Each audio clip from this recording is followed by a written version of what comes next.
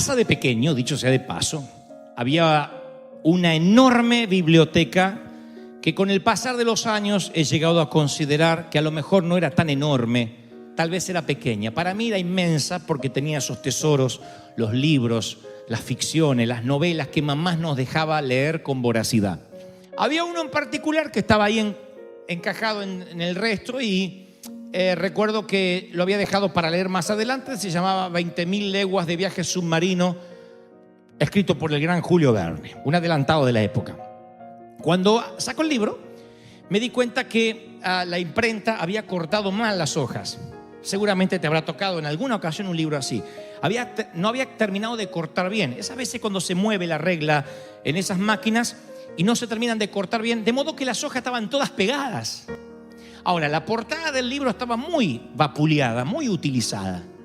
Sin embargo, dentro de las hojas nunca nadie las había abierto. Era un libro sin leer. Tuvimos que abrirlo con un cuchillo, hoja por hoja, para poder leer la novela 20.000 leguas de viaje submarino. Me sorprendió mucho porque dije, ¿por qué la portada estaría tan gastada si el interior estaba tan impecable? Y yo supuse que ese libro, si bien estaba allí en la biblioteca, quizás había sido usado para nivelar la pata de una mesa chueca, para trabar una puerta, para arrojárselo a la cabeza a alguno de mis hermanos, pero nunca para ser devorado por el principio o lo que soñó el autor de esa obra. Y me puse a pensar ayer mientras que escribía y le decía, Señor, ¿qué quieres que le diga a tus hijos este domingo? Y el Señor me llevaba a ese momento de la niñez y me hacía ver que muchos son como esos libros que por fuera están desgastados, pareciera que tienen un uso, pero por dentro están impecables, nunca compartieron su riqueza con nadie. De alguna forma son libros, están en la estantería, se supone que son para leer, pero nunca fueron leídos, nunca compartieron nada con nadie. Es la famosa esterilidad. Personas que no se reproducen en otros. Personas que a lo mejor, si la fortuna está de su lado, podrán dejar una herencia, pero difícilmente dejarán un legado. Recuerde que la herencia es lo que uno le deja a alguien. El legado es lo que uno deja en alguien. Legado es lo que nos dejan los maestros, los profesores, los pastores. Algo que si bien no tiene un precio, se mide por el valor. Y pienso cuánto de nosotros al final de nuestros días, cuando estemos llegando al ocaso de nuestra vida, habremos dejado legados en personas que nos pudieron leer, que dijeron, aprendí esto de esta persona, aprendí lo otro, me enseñó, crecí, me dejó algo que no pude olvidar. Muchos de nosotros contamos con esos legados. Muy pocos aquí recibieron una cuantiosa herencia cuando sus papis partieron a la eternidad. Pero la mayoría de nosotros sí nos dejó un legado de frases, de filosofía de vida. Esos legados son los que nos mantienen a veces, aunque no lo creamos, en los momentos difíciles. El legado de mi vieja, entre otras cosas, fue lee todo lo que puedas. Tienes que ampliar, decía ella, tienes que usar el cerebro porque se te atrofia. Y yo pienso que una de las experiencias más tristes que puede tener un ser humano es despertar en la vejez y descubrir que solo usó una parte de su potencial. Porque dice la Biblia que Él dispuso que nosotros fuéramos seres conscientes, cerebrales. Yo digo, esta es una congregación que no hacemos que la gente cuando se bautice, además de los pecados, deje el cerebro en el bautisterio. Queremos que se lo lleve. Y hay algo que se llama el síndrome del desuso. No quiero que nadie se siente insultado, déjenme que avance. No quiero que me digan, nos está tratando que no usamos el cerebro, que lo tengo nuevecito. No. Lo que trato de decir es que si uno deja de usar cualquier parte del cuerpo, aunque orgánicamente esté funcionando, incluso la mente, si uno no la ejercita, se atrofia. Y aprender no es un lujo, es una cuestión de mayordomía. Pero en algún lugar del camino uno deja de ampliar la mente y empieza a vivir de recuerdos. Y cuando uno empieza a vivir de recuerdos, deja de proyectar a futuro y empieza a rememorar el pasado. Y ese día uno empieza a dejar de vivir y comienza a morir, deja de aprender. Ese es el costo de la pereza mental. Cuando uno dice, todo tiempo pasado fue mejor, ya las cosas no son como antes. Hay alguno que se ríe nervioso porque ya lo empezó a decir cuando juró que jamás lo iba a decir. Antes no era así. Cuando yo era joven estas cosas no pasaban. Tu hija dice, me quiero casar. Pero ¿cómo te vas a casar si tenés 25 años? Te casaste a los 21, ma. Era diferente, era otra juventud. ¿Han escuchado eso? Pero mamá, si tuviste tu primer novio a los 15, yo tengo 37. Sí, pero eres una niña, yo a los 15 era madura. Claro, porque siempre nos parece que tiempo pasado fue mejor. No necesariamente. Lo que pasa es que a veces nos quedamos estancados ahí y Dios nos da la capacidad para seguir aprendiendo. De otro modo hay un costo por la pereza mental. Y mis queridos, esta es la base que quiero poner antes de transmitirles lo que creo Dios me dijo que les diga. En esta sociedad, quien no está mentalmente en forma tiene gran peligro de sucumbir a las demás mentes. Esa es mi carga por los jóvenes, nuestros hijos, los hispanos. Porque nuestros hijos, si nosotros solamente formamos su alma, su corazón, recibe esto por fe, créelo y punto, y no lo ayudamos a pensar, a tener convicciones fuertes, la sociedad los envuelve de manera tal que un día no tenemos argumentos para prohibirle lo que ellos te dicen que es normal en su entorno. Un día viene y te dice, ¿me puedo poner un piercing acá?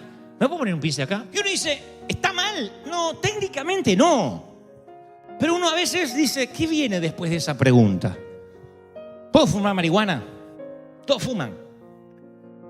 La primera vez que estuve en Madrid, en España, a mí me sorprendió ver a los papis de las chicas de 13, 14 años, 12 o 13, recién desarrolladas como mujer, tratando de sacar la virginidad de encima. Porque la virginidad era considerada una enfermedad, que había que perderla, había que pedir a alguien que le ayude a sacársela. Y elegían al azar a alguien tan inexperto como ellas, y en un trámite de 2-3 minutos, en medio del dolor, la frustración y la vergüenza, se sacaban la virginidad de encima y se lo iban a contar a sus amigas. La presión social en una mente frágil hace estragos. Lo que debiera ser mínimamente algo devenido del amor, se hacía devenido porque todos lo hacen, porque todos lo tienen que hacer, porque no es malo, porque se estila, porque es snob, porque es cool. Y ese snobismo idiota, imbécil, afecta a nuestros hijos si no ensanchan la mente, si no les hablamos directamente, de frente, las cosas por su nombre. Lo que es pornografía, lo que es la homosexualidad, lo que es la masturbación, lo que es el vicio, cada cosa, si está bien, si está mal, no vamos a hacer un juicio de valores ahora. Lo que digo es que cuando una mente no se ensancha, no aprende, no se habla en una iglesia, porque todo es pecado, porque hay que sugerir y que el que entienda, entienda. Allí afuera no te sugieren nada, es explícito. Afuera no te sugieren la droga, no te sugieren el sexo promiscuo, no te sugieren el asesinato, no te sugieren la deshonra a los padres, te la dicen de manera explícita. Y cuando son engañados es porque no han tenido un desarrollo mental. Pasa lo mismo que con el legalismo. ¿Por qué acá las mujeres no pueden usar pantalones? No sé, pero no se puede. ¿Saben cómo? No saben por qué. No razonan. Cuando no razonan es peligroso. Tan peligroso como una vez ocurrió en 1978. Un pastor pentecostal llamado Jim Jones se carga a toda la iglesia, que ya no pensaban por sí mismos, pensaban por el líder pensaba por ellos, y le dijo, vamos a las islas de Guyana y a esperar ahí que Cristo nos venga a buscar. Como Cristo se retrasó, dijo, vamos a suicidarnos todos y nos apuramos. Sirvió la Santa Cena. Toda la prensa mostró las fotografías en aquel entonces donde los cuerpos estaban hinchados de cianuro. Y era gente de nivel, gente pensante, no eran ignorantes. Esto pasó en un país tercermundista por allá. Jim Jones se cargó a un montón de gente, a cientos de personas que dejaron de pensar, dejaron de razonar. Tenían pereza mental, vaciaron sus mentes y dependieron de la mente del líder. Por eso Pablo escribió, no se amolden al mundo actual, sino sean transformados mediante la renovación de la mente. Si no piensas, si no razonas, te vas a moldear y dejar influir por la cultura que te rodea. Ese es el grave peligro, porque el embotamiento conduce al legalismo. Yo conozco un montón de gente que se llenó de Biblia. Son colegas míos, saben de Biblia porque egresados de este seminario, hicieron un posgrado allá, un recontra posgrado allá. Pero me doy cuenta que cuando esa Biblia no es revelación, sino simplemente acumular información, me di cuenta que después son los más intransigentes, son los más inflexibles, las personas más rígidas, impermeables al cambio, a la innovación. No, eso no es de Dios. Atacan todo por las dudas, porque por las dudas del diablo. Ven diablo por todas partes. Si a alguien le va bien, hizo un pacto con el diablo. Si a alguien se lo ve bien, te hizo un pacto con el diablo. Eso del diablo. Buscaban diablo Pikachu por todas partes. Claro, porque no se cierra la mente. Y cuando se cierra la mente, empieza la cacería de brujas. Eso no es de Dios. Eso no es de Dios. Empieza la iglesia, en vez de ser el escuadrón de avanzada, es el escuadrón de resistencia. Los que resistimos a los embates del diablo, y Dios nunca nos puso a resistir. Dijo, y las puertas del infierno no prevalecerán contra la iglesia que avanza. ¡Oh! Y avanza y empuja. Eso es la iglesia, ¿no? Bueno, ahora, Pablo dice, tienes que tener la mente de Cristo. Fue el apóstol que dijo que cuando somos cristianos se nos otorga la mente de Cristo. Yo digo, usamos esa ventaja, porque es una capacidad extra, es un giga extra que Dios nos regala. La gente que no tiene la vida regenerada no la posee. Yo, si tengo la mente de Cristo, digo, mis análisis, mis innovaciones, mis ideas tienen que estar entre los más poderosos de la época, porque tengo la mente de Cristo. Tendrían que fluir las ideas. Es uno de los más grandes dones que Dios nos ha dado. Y algunos parece que tienen miedo de pensar, porque a veces pienso algo que es del diablo. Pero cuando Dios te da la mente de Cristo, es como acceder a la banda ancha. Cuando uno tiene la mente de Cristo, no es esa conexión de la rayita, sino que es una banda ancha que te permite acceder a revelaciones, a manto, a sabiduría, a bendiciones, a cosas que ojo no vio, ni oído oyó, ni han subido a tu corazón. Alguien tiene que decir, ese es mi Dios. Ahora, yo conozco gente que me las encuentro después de 20 años. La conocí hace 20 años, ¿no? En Argentina, en este caso. Me la vuelvo a encontrar y es el mismo tipo. Más viejo, lo pasó un camión por arriba en tema físico, pero la mente no cambió. Piensa lo mismo, habla igual. Yo digo, pobre, porque no se ha permitido evolucionar, no se ha permitido experimentar. Es como que hay una animosidad contra pensar, porque el pensar produce cambios y los cambios siempre amenazan a la tradición. Las 500 compañías que encabezan la revista Fortuna invierten millones en reingeniería. Coca-Cola, ¿qué tiene que inventar Coca-Cola? Todo el mundo sabe lo que es Coca-Cola. Sin embargo, tienen un departamento de reingeniería donde hay tipos que repiensan la marca, piensan cómo hacer una publicidad, cómo implementar un nuevo marketing. Si hay que cambiar el packaging, la presentación de la botella, de las latas. Hay gente que invierte en lo que se llama reinventarse. No hay una compañía que no tenga eso. Si no, se mueren, las competencias los pasa por arriba. ¿De dónde viene eso? Del diablo. Eso viene de Dios. Y si la iglesia no repiensa y dice, vamos a pensar si lo que estamos haciendo a lo mejor sirvió para los 70, para los 90, pero a esta generación la estamos perdiendo. Si a esta generación le decimos que el teatro es pecado, que escuchar un bolero es pecado, que las mujeres se ponen un pantalón es pecado, lo vamos a perder. Y no es ampliar la doctrina, cambiar la Biblia, es entender de que los cambios culturales, los cambios de la sociedad avanzan a pasos agigantados. Andan en Ferrari y nosotros en carreta. Entonces no alcanzamos. Y somos una iglesia que en lugar de ser proactiva, somos reactivos. Pecó. ¿Qué hacemos con el que pecó? No podemos hacer nada para que no peque antes. Yo no quiero ser un bombero que apaga incendios. Quiero ser un bombero que no tiene trabajo porque previene los incendios. Para eso hay que pensar. Dios le entregó a Salomón el diseño del templo, de los edificios, de las habitaciones. David le entregó a Salomón, Dije Dios. David le entregó a Salomón el diseño del templo, de los edificios. También le entregó el diseño de todo lo que el Espíritu había puesto en su mente. ¿Cómo hizo Dios para poner los planos en la mente de David? Yo digo siempre, yo prefiero una sola idea de Dios antes que 1000 ideas buenas mías. ¿Cómo hace Dios para implementar en tu mente ideas? Y a mí se me ocurrió, ¿no será que Dios no te da ideas para tu compañía, para hacer un gran negocio? A lo mejor Dios tiene una idea para darte para que hagas un negocio revolucionario. Este país lo permite. Y que tengas tantos ingresos y recursos que después puedas solventar misioneros. Que me diga, flaco, yo te pago una cruzada. ¿Dónde la querés hacer? ¿En Cuba? ¿En Argentina? Yo la pago con mi compañía porque inventé, qué sé yo. algo para que no dé calor por las noches. Lo inventé, Dios me lo dio la idea. Ustedes piensan que Dios no tiene nuevas ideas, que Dios dejó de crear en el sexto día. Dios sigue siendo creativo. Lo que no encuentra son mentes para plantar la idea. No encuentra mentes. Y miren, luego dice Reyes, Salomón dijo 3000 proverbios. Sus cánticos alcanzaron el 1005. Salomón habló acerca de la vida vegetal, el cedro del Líbano, el hisopo que crece en las paredes. Habló de los animales, de las aves, los reptiles, los peces. De todas las naciones llegaban para escuchar la sabiduría de Salomón. Yo digo, ¿cómo uno puede ser gente así? Gente con sustancia, que no es intelectualmente perezosa, que no vive bajo el dominio de otras mentes.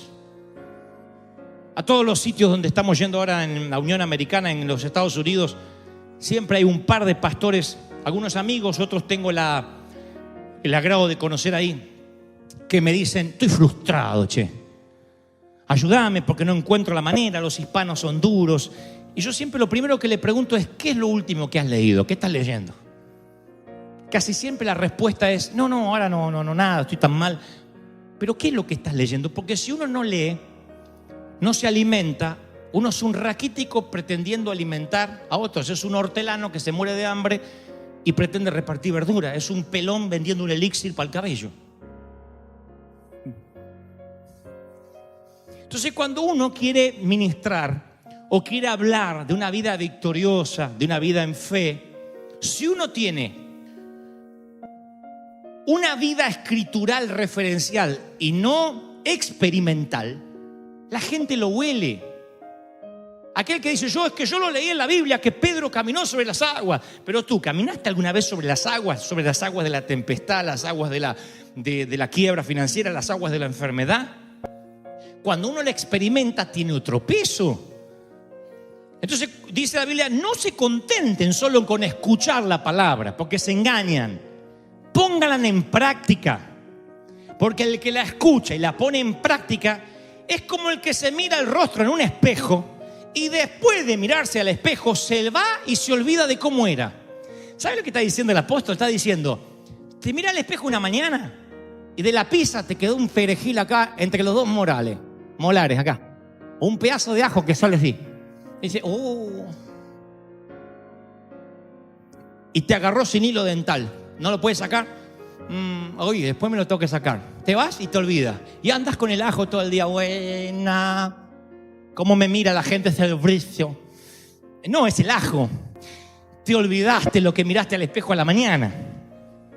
Y así es el que viene a la iglesia. Porque al no perseverar en la palabra, se olvida lo que escuchó y no recibe la bendición de practicarla. Dice, nadie recibe crédito por oír las escrituras. No te hace cristiano venir a oír la palabra. Te hace cristiano como el examen. No es la escuela lo que te hace un estudiante, es el examen lo que te gradúa. Es poner en práctica lo que te hace un cristiano. Yo pongo en práctica. Alguien tiene que decirme amén.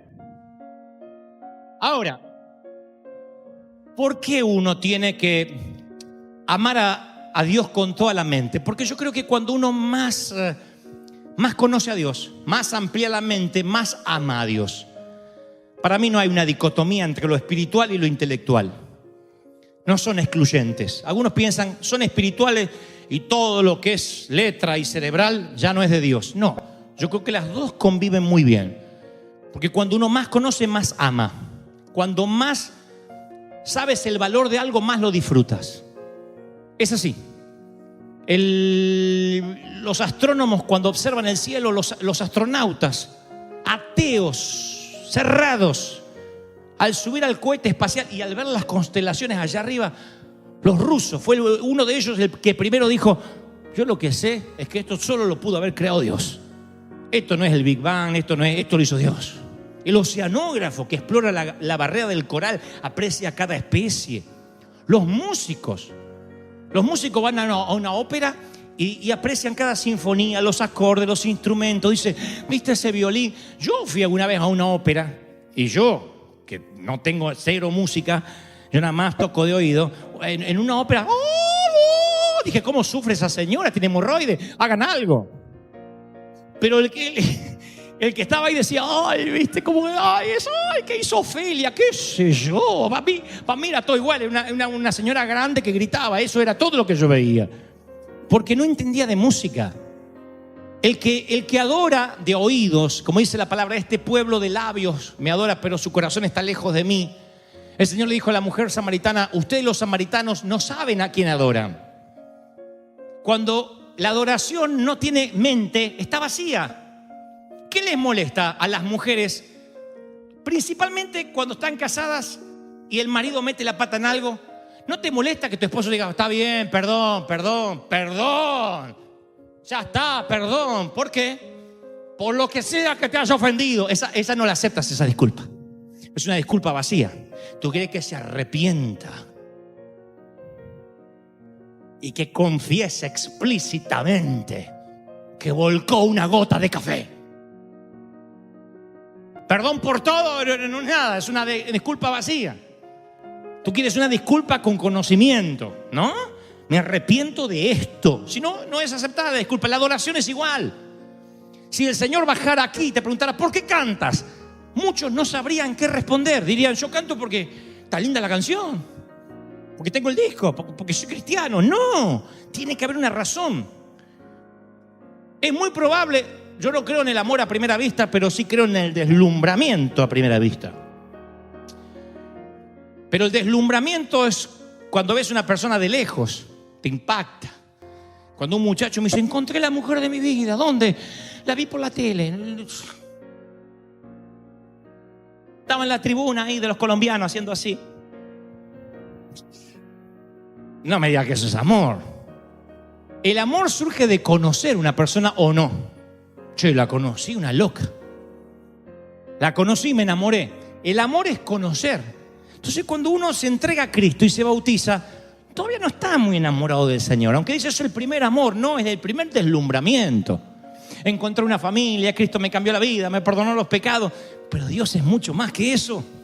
Uno se va enamorando de Dios cada día. Yo estoy ahora mucho más enamorado del Señor de que cuando tenía 17, 16 años, que iba a la iglesia y estaban esos cultos aburridos.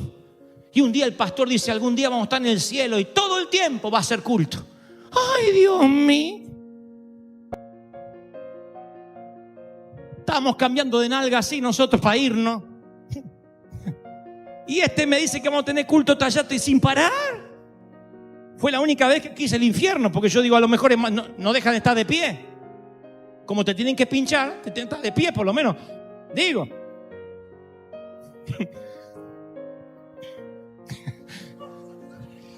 Yo no estaba enamorado del Señor. Me fui enamorando después, sobre el caminar en las aguas, con las crisis, cuando vi su fidelidad, cuando vi las veces que me perdonó, las veces que yo dije, ahora la fregué, ahora ya.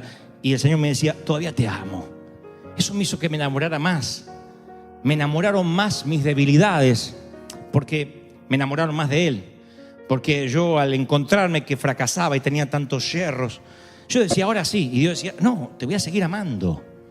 Y entonces descubrí un Dios que a mí no me explicó la religión organizada. A mí me dijeron, acepte a Cristo, a partir de ahora pórtese bien. Como que el Señor pagó el down payment y después las cuotas las iba pagando yo. Pero sabía que Él iba a pagar, y Él había pagado por todo. Él sabía lo que yo iba a hacer, lo que no iba a hacer, y me perdonó. Y eso me enamora más. Si tú me dices, ¿y ahora estás más enamorado que antes? Sí, ahora estoy en el primer amor. Antes yo no conocía, yo vivía de experiencias prestadas. Pero cuando más conoces, valoras más, amas más. Por eso yo digo, es necesario, más que nunca, abrir la mente. Porque cuando abres la mente, tú adoras en espíritu y verdad. Cuando abres la mente, sabes a quién estás adorando. Si tú le dices a alguien, te amo, te quiero, te deseo, te extraño, eso es una experiencia que surge de la imaginación, una expresión, perdón, que surge de la imaginación. Pero cuando ya no dices nada y las palabras empiezan a ser viejas, es una expresión que viene de la memoria. ¿Todavía me amás, viejo? Y más vale, si no, no viviría contigo. Pregunta Gas. ¿Te llena eso? Sale ella del baño y dice, mi amor, ¿todavía sientes algo? Sí, por eso cierra la puerta.